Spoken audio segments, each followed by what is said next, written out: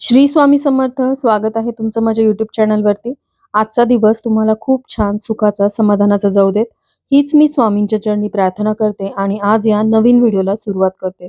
प्रत्येक महिन्यामध्ये काही ना काही व्रत, वैकल्य, पूजा, पाठ, सण, उत्सव सुरूच असतात. आपल्या हिंदू धर्मामध्ये रूढी, परंपरा, चालीरीती, सण, उत्सव यामध्ये वैविध्य आहे. निसर्गाप्रमाणेच आपल्याकडे महिने, ऋतू, सण, उत्सव साजरे करण्याची परंपरा प्राचीन काळापासून सुरू आहे. आणि उद्या 2 डिसेंबर पासून मार्गशीर्ष महिन्याला देखील सुरुवात होत आहे. त्यामुळे हा महिना व्रतवैकल्य आणि सणांच्या बाबतीत खूप खास असणार आहे. मार्गशीर्ष महिन्यामध्ये स्नान, दान आणि दत्त जयंतीचे विशेष महत्त्व आहे. 2 डिसेंबर पासून मार्गशीर्ष महिना सुरू होत आहे. या दिवशी देव दिवाळी म्हणजेच देव दीपावली आहे. या दिवशी देवदेवतांची दिवाळी असते असे मानले जाते. मार्गशीर्ष महिन्याचा पहिलाच दिवस म्हणजे देव दीपावली किंवा मोठी दिवाळी. या दिवशी खंडोबांच्या देवळामध्ये दीपोत्सव करतात. खंडोबांचे नवरात्र सुरू होतात. मार्गशीर्ष शुद्ध प्रतिपदेपासून शुद्ध षष्टीपर्यंत चंपाषष्ठीचे 6 दिवसांचे नवरात्र असतात. त्याचबरोबर या दिवशी भगवान शंकरांची आराधना केल्याने साधकाचे सर्व दुःख, संकटे दूर होतात असे मानले जाते. देवदिवाळी असल्याने उद्याच्या दिवशी दिवे लावले जातात आणि काही सेवा व उपाय देखील केले जातात. आज या व्हिडिओमध्ये असाच एक उपाय मी शेअर करणार आहे. या उपायामध्ये उद्या सोमवारी आलेल्या देवदीपावलीच्या दिवशी तुम्हाला या ठिकाणी एक दिवा लावायचा आहे. फक्त हा एक दिवा लावल्याने घरामध्ये अखंड लक्ष्मी नांदेल. घरामध्ये असलेलं दुःख, दारिद्र्य संपूर्णपणे नष्ट होईल आणि तुम्हाला भगवान श्री हरी विष्णूंची कृपा देखील लाभेल. कारण ही देवदिवाळी जी आहे ती मार्गशीर्ष महिन्यामध्ये आलेली आहे. मार्गशीर्ष महिना हा सर्व महिन्यांमध्ये सर्वश्रेष्ठ महिना मानला जातो. तो भगवान श्रीकृष्णांना अत्यंत प्रिय आहे.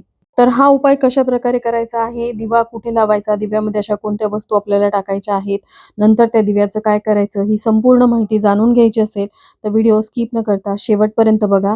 चॅनलवरती पहिल्यांदा आला असाल तर नक्कीच सबस्क्राईब करा आणि असेच नवनवीन माहितीपूर्ण व्हिडिओ बघण्यासाठी बेल आयकॉनलाही क्लिक करा.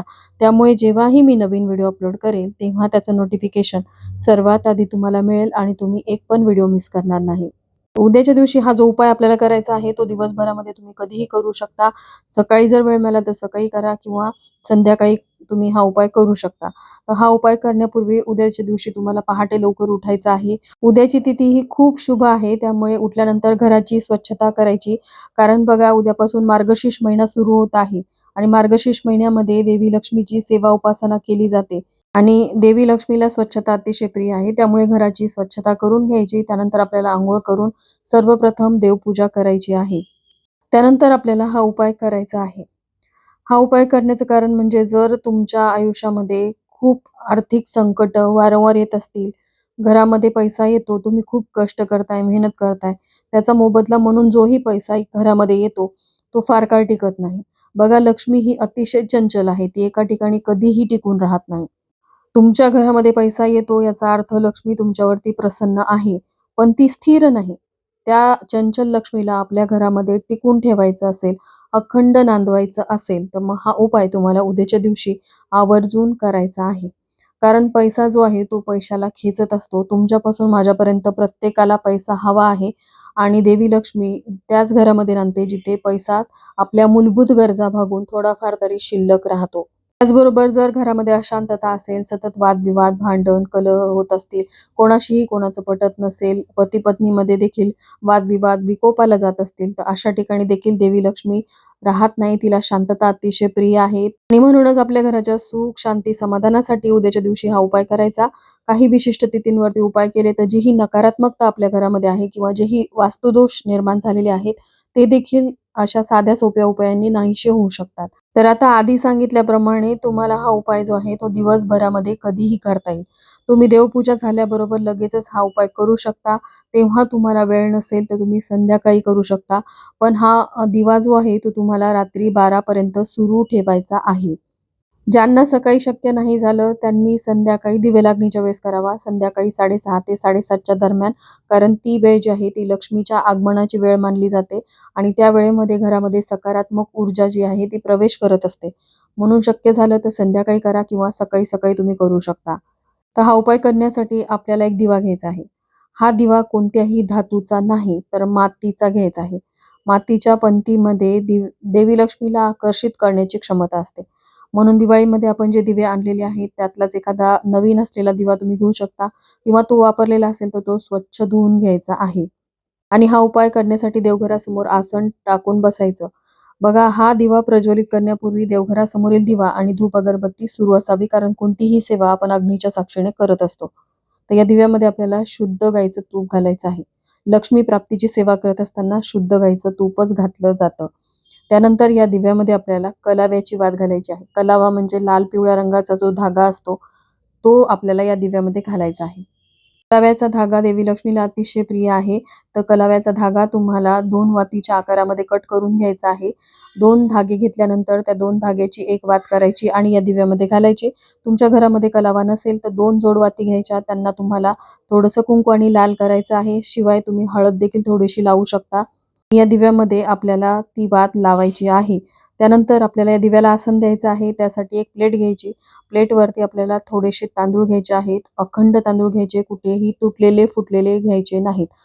त्या तांदळावरती हळदी-कुंकू अर्पण करायचं. त्यावरती हा दिवा ठेवायचा आहे. दिवा तुम्हाला प्रज्वलित करायचा आहे. दिव्याचं हळदी-कुंकू, अक्षदा वाहून, फूल वगैरे वाहून पूजन करायचं आहे. धूप ओवाळून घ्यायचं आहे. त्यानंतर तुम्हाला 2 फूल असलेल्या लवंगा घ्यायच्या आहेत.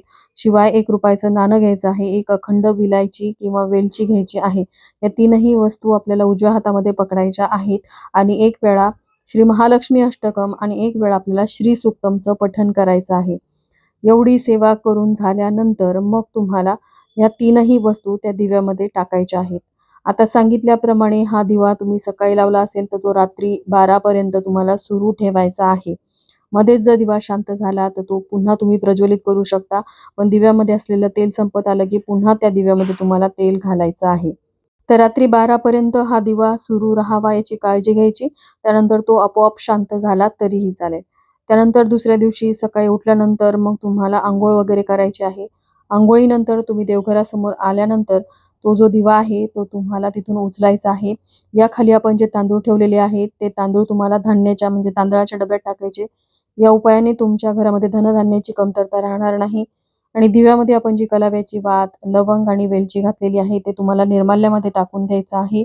आणि ₹1 नाणं जे आहे ते स्वच्छ पाण्याने धुवून घ्यायचं आणि हे नाणं तुम्हाला तुमच्या तिजोरीमध्ये ठेवायचे किंवा तुम्ही तुमच्या पर्समध्ये किंवा तुम्ही मिस्टरांच्या पॉकेटमध्ये ठेवू शकता. हे ₹1 नाणं तुम्हाला कधीही खर्च करायचं नाही. तो जो दिवा तुम्ही या उपायासाठी वापरलेला आहे तो परत तुम्ही वापरू शकता. यावरती आपण लक्ष्मी प्राप्तीसाठीची सेवा केलेली आहे. त्यामुळे हा दिवा दुसऱ्या उपायासाठी वापरला तरीही चालेल. ज्यावेळेस आपण पितरांसाठी सेवा करतो, तो दिवा जो आहे तो देवी देवतांच्या सेवेसाठी चालत नाही. पण ज्यावरती आपण लक्ष्मी प्राप्तीसाठी सेवा करतो, तो दिवा दुसऱ्या उपायांसाठी देखील वापरला जाऊ शकतो. त्याचबरोबर उद्याच्या दिवशी संध्याकाळी 5 दिवे तरी तुम्ही अंगणामध्ये नक्की लावा. देवांची दिवाळी असल्याने आपल्याला देखील ही दिवाळी साजरी करायची आहे आणि अशा पद्धतीने हा जो उपाय आहे तो उद्या करायचा आहे.